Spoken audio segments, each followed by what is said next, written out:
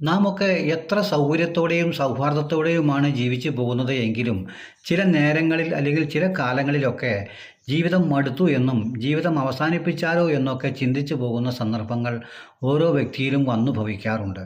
ഈ ഘട്ടങ്ങളിലൊക്കെ നമ്മുടെ മനസ്സിനെ പിടിച്ചു നിർത്തുന്നത് പഴയകാല ഓർമ്മകളും അനുഭവങ്ങളും അനുഭവ കഥകളുമൊക്കെയാണ്. അത്തരത്തിലുള്ള ഒരു കഥയാണ് എൻ്റെ മനസ്സിൽ ഓർമ്മ വരുന്നത്.